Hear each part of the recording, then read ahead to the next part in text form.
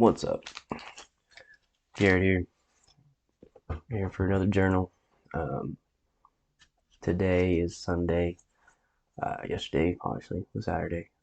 Yesterday I didn't really do a whole lot. Um, I'm wanting to make my weekends a little more free, but I do still want to put work in every day on the Amazon business. Um, I got on and did some online arbitrage, and I did find one product, was able to order it, um, and kind of borderline. It was kind of one of those things like we'll see what happens type of thing. Doesn't sometimes works out, sometimes doesn't. I am having some more of my products check in. Um, Yesterday I had a positive day, had $7 gain. Today I had it says $30 gain, but I think it's eventually going to go down. Um, I think there's a glitch in my seller board saying that I actually sold it for $49, this product, and it's saying that I sold it for 60. So I'm like, that's not right. But it is what it is. But um, we or I today got it on, did a little bit of mainly admin work. I did some online arbitrage, but not a whole lot. Um, mainly thinking hard about my accounting and stuff and how I'm going to start implementing my business a little more strategically. Um, um, I think that I'm going to, once I get my account set up and everything, make a video about how I'm doing the profit first accounting.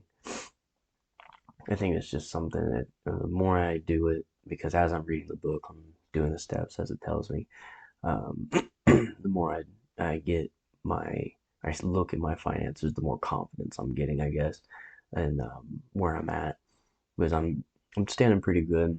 Like I wasn't doing stupid things. Like I feel like there's some things in business where you're like you can know when you're doing the wrong thing. You know what I'm saying? And I knew the things that I should be doing and shouldn't be doing. There was just some things that I had questions about, and this accounting stuff is definitely one of them.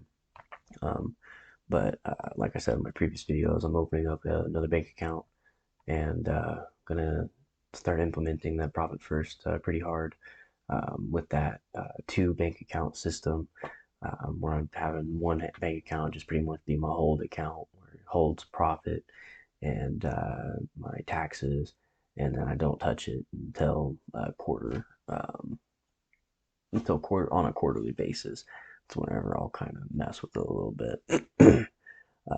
But I'm learning as I go. I definitely do not have the answers, but I am going to find the answers eventually. Um, I'm very, uh, I'm a very consistent person. Once I find something, I'm on it. Um, but now it's just about kind of figuring out and then implementing it. Because the profit first is definitely been watching videos about the pros and the cons on it, and some of the cons people say there's not a lot of flexibility to it, which I kind of like. If you're reading it as an Amazon seller, there's definitely things that you have to adjust, like inventory. Like for wholesale and online arbitrage, that's our whole business model is inventory spend. Um, so I'm kind of interested to see how that kind of implements with my Amazon, because it definitely is going to be a different strategy than a regular business. I would say I could be wrong. Like a retail store could focus on spend more than anything. I don't know.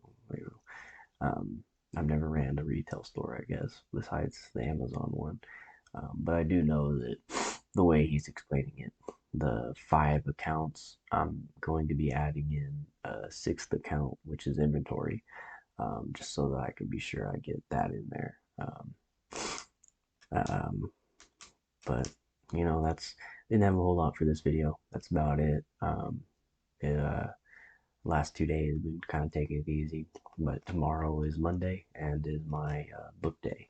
I'm gonna be going up and hitting up Goodwills and getting everything, all the books in line for the week. Just try to get a shipment together, hitting up several different Goodwills and try to get enough books where I can at least send a shipment in 30, 40 pounds of books. Should be pretty easy, but sometimes whenever I'm not finding them, I kind of stretch some. And I definitely, every time I go to a Goodwill, I buy books that like I think is a good buy, but when I come home and try to price it right, it turns out it's not right. But I feel like that's just gonna be part of it a little bit. I think I'll get better, seeing the good and bad. But ultimately, whenever I come home, I price them by looking at all the used buy box offers, and then taking into consideration the who's winning the buy box and stuff, and that's how I price it. And if it's like all of the prices are underneath, I think it's $14, then I'm not gonna make money. So I'm only gonna be able to take books that I can um, price at that. So I think that might be something I can implement tomorrow is looking at all the prices at the current moment on that listing for Amazon. That way I can uh, kind of see where I would price it at, go from there. But that's about it, guys. Thanks for watching. See you guys.